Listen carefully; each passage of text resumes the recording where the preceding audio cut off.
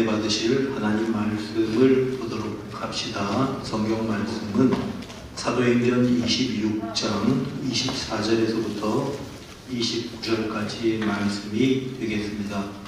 사도행전 26장 24절에서 29절입니다.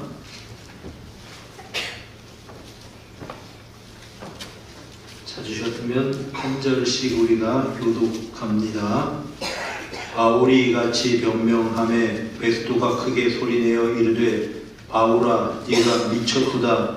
내 많은 학문이 너를 미치게 한다 하니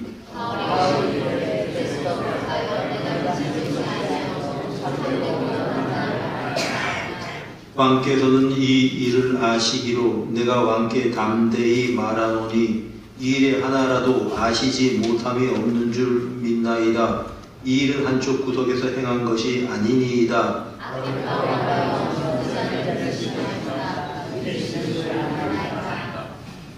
아그리빠가 바울에게 이르되 네가 적은 말로 나를 권하여 그리스도인이 되게 하려 하는도다. 당신을 말하니라 오늘 내 말을 듣는 모든 사람도 다 이렇게 결박된 것 외에는 나와 같이 되기를 하나님께 원하나이다 하니라. 아멘. 우리 주변에 있는 분들과 한번 인사 나누시길 바랍니다. 사랑합니다. 반갑습니다. 오후에도 은혜 많이 받으세요. 우리 조민재 청년이 교회 예배에 참석했네요. 오전에도 봤는데 오후에도 참석을 했습니다. 한번 일어나 보세요. 민재.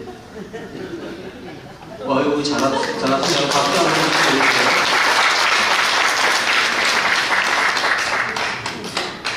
계속 서 있을 거예요. 그러니까 이제 상병 계급장을 달고 오니까 어떤 분이 아유 군에 갔더니 애가 많이 단단해졌네 그래요. 어쨌든 참 보기가 좋습니다. 하여간 끝까지 군생활 다 잘해서 기쁨으로 가족의 품으로 돌아오게 되기를 바랍니다. 여러분 자기 자신에 대한 어떤 일에 대해서 스스로 가치나 아니면 능력을 믿고 그것을 자랑스럽게 생각하는 마음을 자부심이라고 그렇게 말합니다. 자부심이 강한 사람은 명예심이 강한 사람이고 자존감이 높고 그래서 어떤 일을 하든지 좀 자신감 있게 일을 하는 경향이 있습니다. 또 쉽게 가볍게 이 부와 뇌동하지 않는 그런 경향이 있습니다. 어떤 사람은 고향에 대한 자부심을 가지고 있는 사람이 있습니다. 또 어떤 사람은 이제 어떤 자기의 가문에 대한 자부심이 있는 사람들이 있습니다. 우리 집안이 참 좋은 집안이다 그런 이야기이지요. 자, 오늘 바울 사도 역시 대단한 자부심을 가지고 있는 사람이다 라고 하는 것을 우리가 발견하게 됩니다. 근데 오늘 바울 사도가 가지고 있었던 자부심의 근거는 그의 가문이나 그의 학벌이나 아니면 그가 가지고 있었던 사회적인 위치, 당시 사회에서 바리새인이라고 한다면 유대인들 사회에서 존경받는 계층입니다. 그런 것들이 자부심의 근거가 아니었습니다. 그의 자부심의 근거는 무엇인가 하면 내가 그리스도인이다. 내가 예수 그리스도의 사람이다. 내가 예수 그리스도를 주님으로 섬기는 그리스도의 종이다 라고 하는 자부심이었습니다. 사랑하는 여러분, 오늘도 우리들 역시 그러한 자부심을 가지고 살아가는 성도 여러분 모두가 되시기를 주님의 이름으로 축복합니다. 자, 이때 상황이 이런 상황입니다. 바울 사도가 그 당시 총독이었던 베스도, 그러니까는 유대 총독이었던 베스도와 또 아그리빠 왕, 분봉왕이죠. 분봉왕 앞에서 그리고 이제 이 아그리빠 왕의 부인 노릇을 하던 버니게라고 하는 여인이 있습니다. 그 사람들 앞에서 신문을 받고 있는 겁니다. 그러니까 신문을 받을 때 죄수의 이 입장에서는 내가 억울하다, 내가 무죄다, 빨리 좀 나를 석방해 달라, 이런 것이 이제 이 죄수의 주된 그 변론이 되어야 될 겁니다. 나 죄가 없다는 거죠. 근데 지금 바울 사도는 지금 거기에 대해서 집중해서 변론을 하는 게 아닙니다.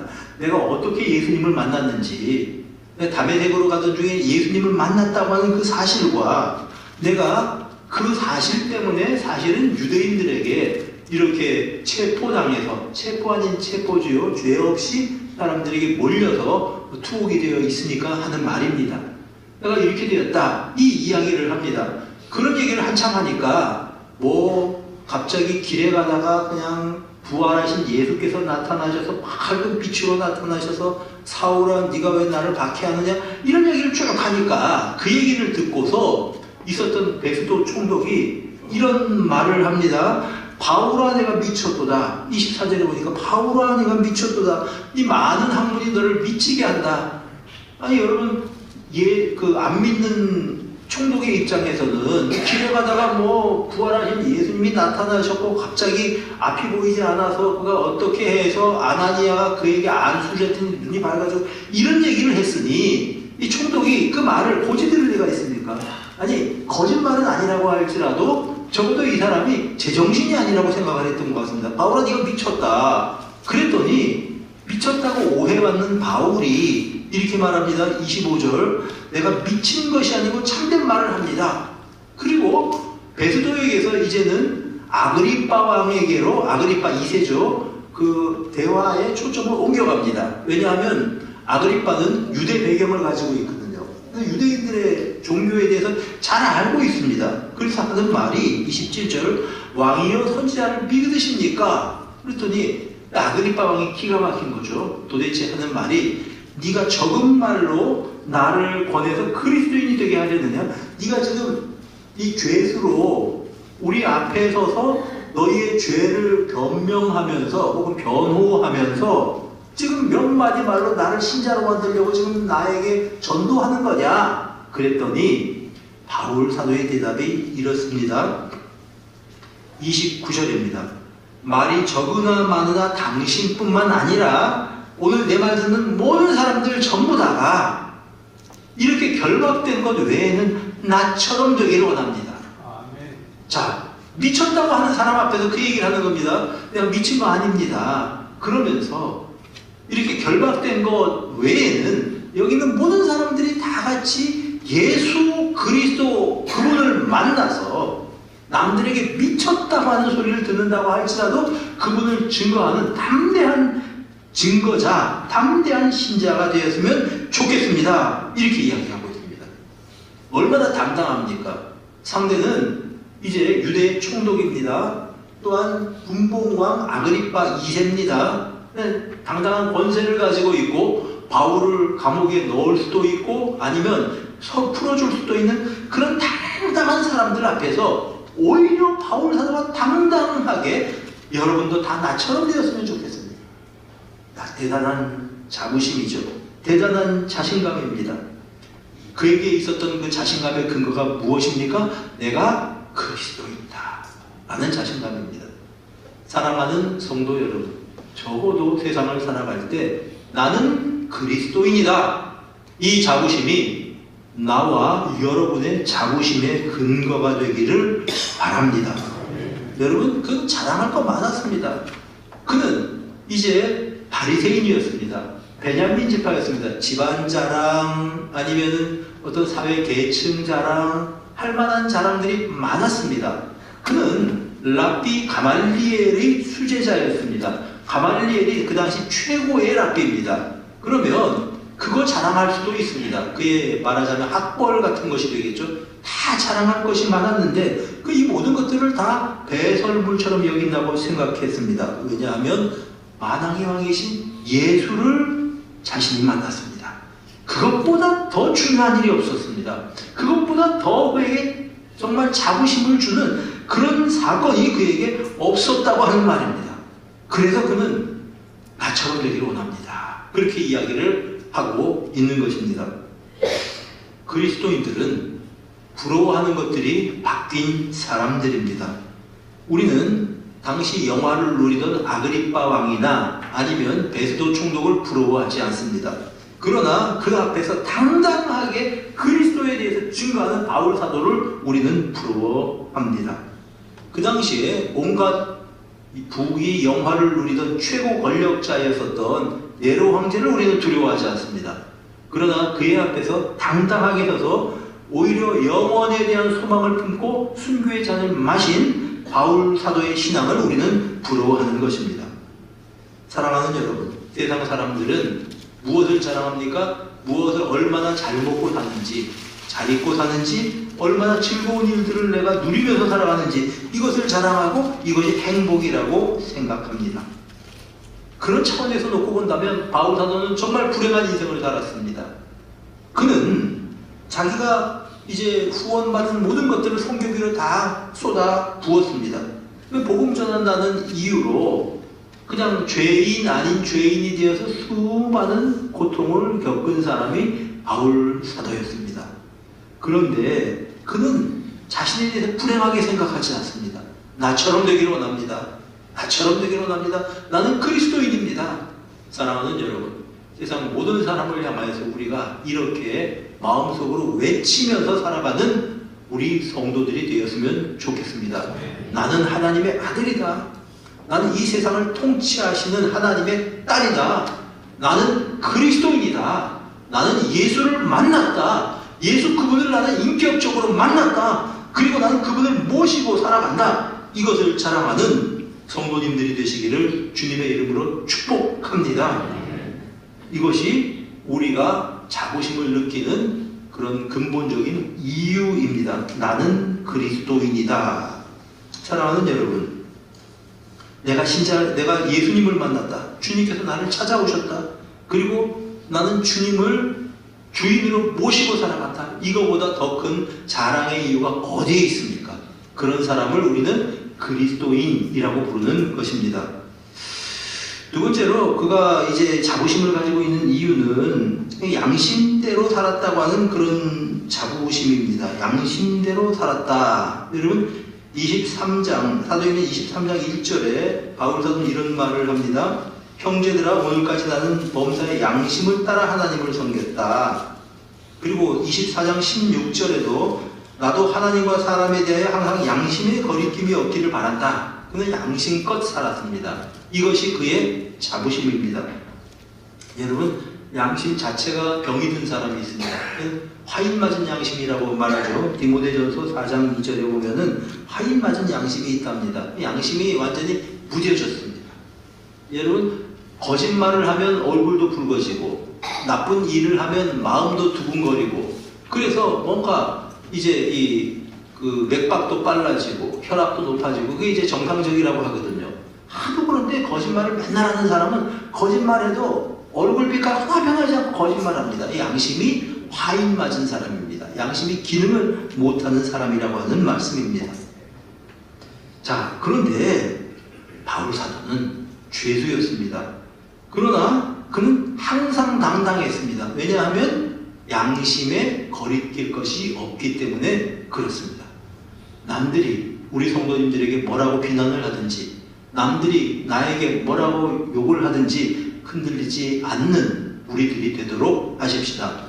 양심에 거리낄 게 없으면 당당합니다. 양심이 부끄럽지 않으면 당당합니다. 이것이 바울 사도가 당당한 이유였습니다. 잠언 28장 1절에 악인은 쫓아오는 자가 없어도 도망하나 의인은 사자같이 담대하니라. 우리 사랑하는 성도님들은 사자같이 담대하게 살아갈 수 있기를 바랍니다. 왜냐하면 내 양심에 비추어서 나는 부끄럽지 않기 때문에, 나는 양심에 부끄럽지 않게 살았기 때문에 바로 그런 사람이 어디서나 당당할 수 있는 사람입니다. 바울 사도의 자부심의 근거는 양심이었습니다. 나는 양심에 부끄럽지 않다 라는 것입니다. 그 다음에 그가 또 자부심을 가진 또 하나 이유가 있습니다. 사명에 대한 자부심이었습니다. 미친 사람이라고 하는 말을 들으면서도 그는 그 당당한 권력자들 앞에서 복음을 전했습니다. 오죽하면 아그리빠가 이렇게 말합니까? 네가 적은 말로 나를 권하여 그리스도인이 되게 하냐? 네가 몇 마디 말로 나한테 예수 믿자고 지금 권하려고 하냐? 그 자리에서도 전도하고 있어요. 여러분, 바울 사도가 예루살렘에 올라갈 때의 고백을 잘 알고 계실 겁니다. 사도행전 20장 22절에 그는 이렇게 고백을 합니다. 보라, 이제 나는 성령에 매여 예루살렘으로 가는데 거기서 무슨 일을 당하는지 알지 못하도다. 오직 성령이 각 성에서 내게 증언하여 결박과 환난이 나를 기다린다 하시나. 우리 한번 같이 읽어볼까요? 시작. 내가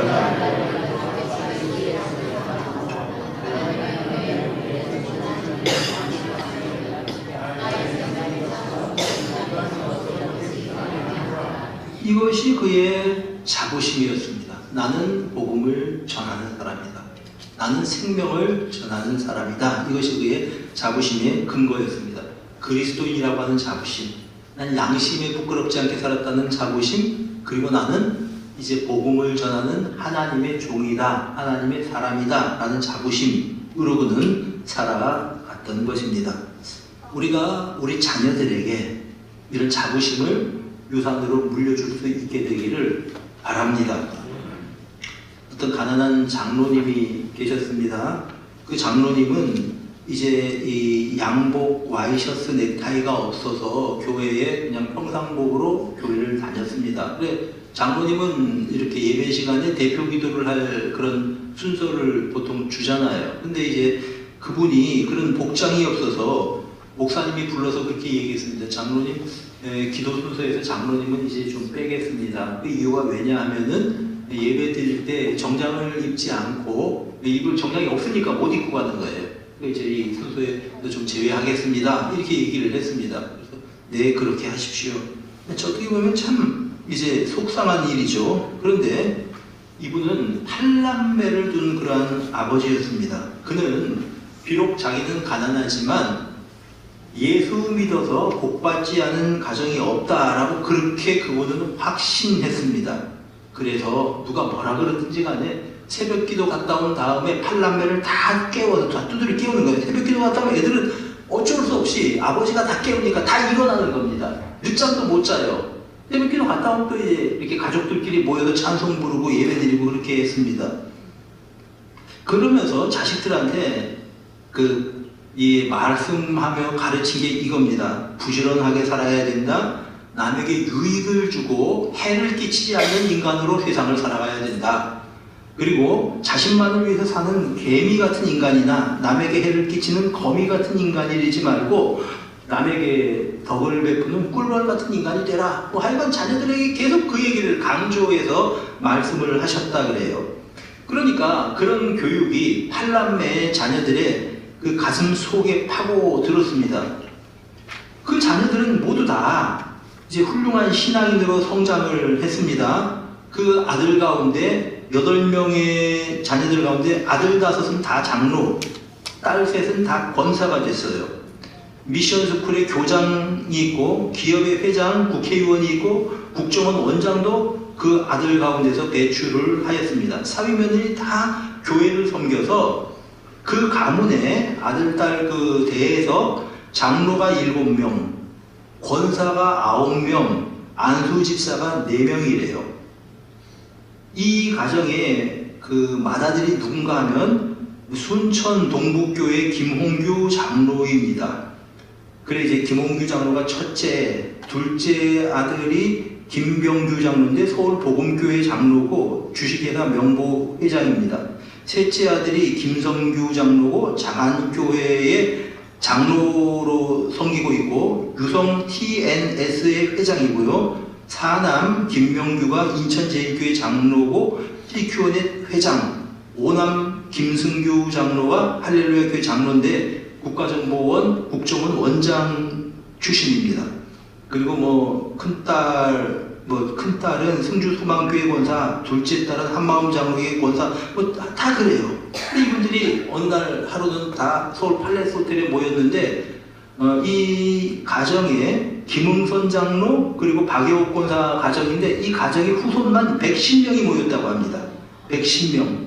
그러니까 이제 굉장히 많잖아요. 이제, 그래서 며느리도 있고 그러다 보니까 증손도 있고 막 그래가지고, 그러면서 모여서 이분들이 다 이 할아버지 혹은 아버지의 신앙에 대해서 이야기를 했답니다.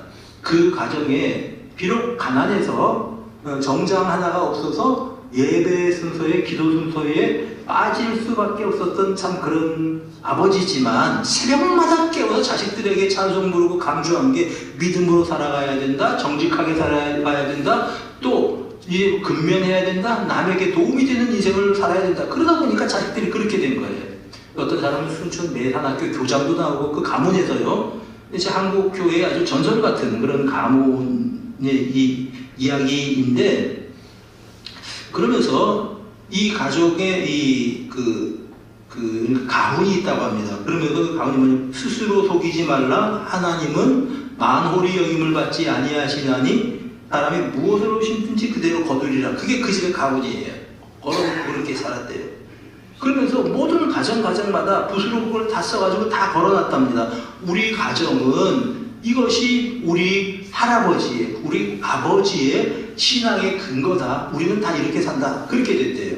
110명 되는 자손들이 다 믿음 생활 잘하고, 각 교회에서는 장로고 권사고, 장로 권사도 중요하지만 이 사회에서 다 이제 나름대로 영향력 있는 자리들을 이제 차지하는 그런 사람이 되었답니다. 그 비결이 딴 데 있는 것이 아니고, 그 비결이 그 자녀들에게 뭐 다른 거 많이 해준 거 아니에요. 어려서부터 하나님께서 복을 주셔야 된다, 그거 가르쳐주고, 그리고 새벽마다 깨워서 예배드리고 찬송하고 그 아버지 기도 소리를 듣고 자란 자녀들이 그렇다라고 하는 그러한 말입니다. 여러분, 예수 잘 믿는 것을, 그 신앙을 자녀들에게 유업으로 물려준 셈이지요. 여러분, 이 바울 사도는 자신의 신앙을, 자부심, 자신의 신앙을 이 긍지로 알고 왕 앞에서도, 총독 앞에서도 흔들리지 않고 당당하게 나는 예수 믿는 사람입니다. 나같이 되기를 원합니다. 난 헛소리 하는 게 아닙니다. 내 소원은 지금 여기서 풀려나는 것이 아니고 당신들에게 예수를 전하는 것입니다. 이렇게 말할 수 있었던 이런 당당한 신앙이 우리 후손들에게 물려주는 신앙의 유산이 되기를 바랍니다. 우리 성도님들의 가정이 이런 귀한 믿음의 가정이 됨으로 말미암아 이제 하나님께 영광이고, 또한 우리 주변 사람들에게 하나님의 살아계심을 증거하는 귀한 믿음의 가문, 믿음의 가정들 다 되시기를 우리 주님의 이름으로 축복합니다. 우리 기도합시다. 하나님 아버지, 감사드립니다. 사람들은 이제 자기의 재산을 자랑으로 삼고, 또 자신의 인맥을 자랑하고, 또한 자신의 업적을 자랑하겠지만, 그러나 우리는 예수를 자랑하는 사람들입니다. 그것을 자부심으로 알고 살아가는 사람들입니다. 그런 믿음의 사람으로서 든든히 서서 이 세상에 하나님의 하나님 되심을 보여주는 그런 귀한 믿음의 사람들로 살게 하옵소서. 주 예수 그리스도 이름으로 기도드립니다. 아멘. 우리 다 같이 찬송 부르시겠습니다. 사망의 그늘에 앉아